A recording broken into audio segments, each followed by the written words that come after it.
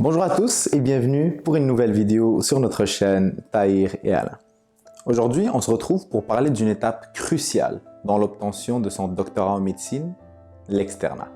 Notre objectif est de faire une série de vidéos qui parlent de l'externat en commençant par celle-ci qui se veut comme une vidéo introductoire pour discuter de en gros qu'est-ce que l'externat, qu'est-ce que ça comprend, qu'est-ce que ça implique pour le devenir de l'étudiant en médecine et pour le restant de sa carrière. D'autres vidéos suivront également, à savoir des applications téléphone qu'on vous suggère pour vous aider durant vos stages, ainsi que des qualités qu'on juge, à notre opinion, assez essentielles pour le déroulement d'un bon externat. Sur ce, sans attente supplémentaire, parlons de c'est quoi l'externat.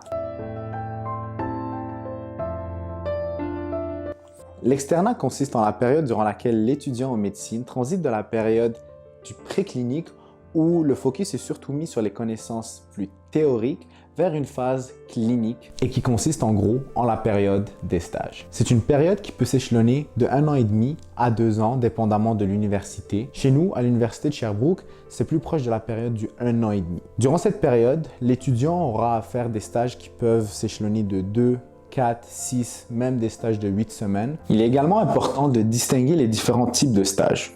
Certains stages sont dits obligatoires, c'est-à-dire qu'ils sont imposés à l'étudiant parce que la faculté juge que c'est des stages que tout étudiant en médecine, en vue de l'obtention du doctorat en médecine, devra faire. Cela comprend les stages comme la médecine familiale, la psychiatrie, la santé publique ou la chirurgie générale par exemple. Il y a également des stages qu'on appelle des stages électifs, c'est-à-dire que c'est le choix libre de l'étudiant de choisir la spécialité ou bien la discipline dans laquelle il veut faire son stage. Et ça, c'est notamment des stages qui nous permettent de découvrir nos intérêts et également de commencer à travailler tranquillement mais sûrement sur un dossier en vue d'une application au CARMS ou à la résidence. Enfin, un dernier type de stage qui nous est également proposé à l'Université de Sherbrooke, c'est ce qu'on appelle les sélectifs. En gros, les sélectifs, c'est comme un entre-deux entre les obligatoires et les électifs. Ce que je veux dire par là, c'est que les sélectifs sont comme un peu un libre choix à l'intérieur d'un cadre un peu plus rigide. C'est-à-dire qu'on a un choix à faire entre certaines spécialités médicales. Donc, on peut avoir à choisir, par exemple, des surspécialités de la médecine interne comme la cardiologie, la pneumo, la rhumato, ou également des spécialités pédiatriques comme l'immunoallergo, ou bien des spécialités chirurgicales comme par exemple l'ophtalmo ou bien la chirurgie plastique.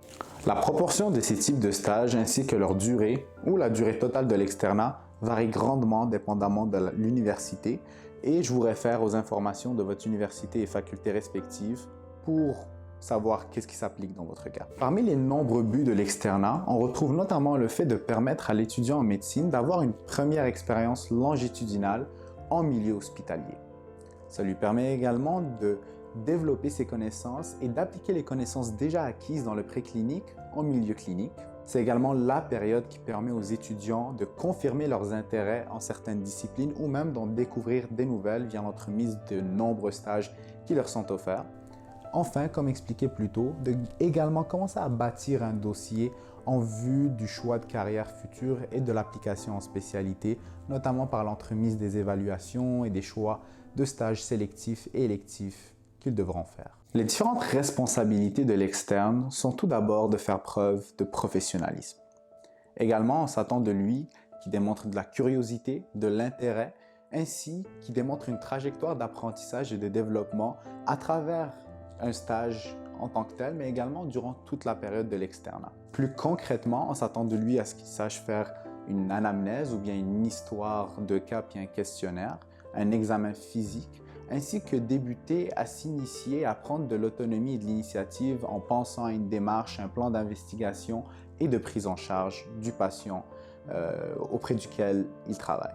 Il sera également porté à collaborer avec de nombreux acteurs, autant les résidents, d'autres externes, les patrons et les médecins des différentes spécialités, mais également plein d'autres professions qui travaillent à l'intérieur d'un hôpital, comme par exemple les physios, les infirmiers, les préposés, les inhalothérapeutes, pour en nommer que quelques-uns. Étant donné que l'externat est une des étapes cruciales dans l'obtention de son doctorat et qui se veut également comme étant la dernière étape avant d'obtenir son MD, elle a également une visée évaluative, c'est-à-dire que les stages sont évalués et il représente une portion importante dans le dossier de candidature en vue de la spécialité à venir. Tout au long du stage, l'externe aura notamment droit à recevoir des rétroactions de son patron. Les plus importantes étant celle de la mi-stage qui est plutôt à visée formative, qui permet à l'étudiant d'avoir une rétroaction sur ce qui est déjà passé de son stage, ce qu'il fait de bien et ce qu'il pourrait également améliorer.